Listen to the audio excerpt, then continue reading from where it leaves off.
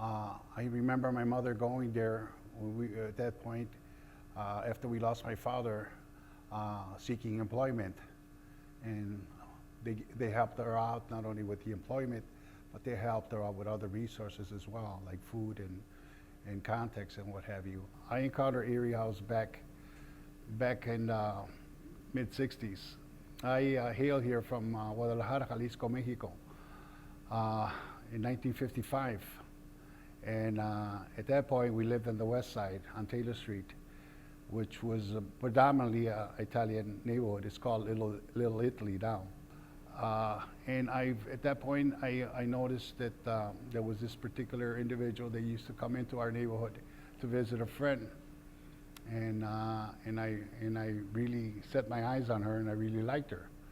After she turned me down 3 or 4 times, I managed to get a date from her and whatever, so I started dating her. And she came from Grand Avenue, from that area, which was another Italian neighborhood. And she actually lived on Erie. And once I started to know her and whatever, I noticed and I found out that she was a big participant of Erie House.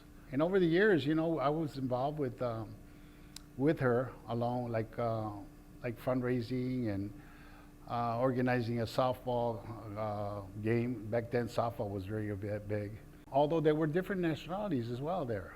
There were a lot of Italians, mostly Sicilianos, and there were even Polish people. I mean, it was like a international, which made me feel comfortable because we were there all obtaining or getting these services from them. I feel good about having encountered Erie House because that was where I met my sweetheart. And that in a way kind of touched me because if it hadn't been for Erie House, I don't know, I wouldn't have wound up marrying this girl for 50 years. You know, I was married to her.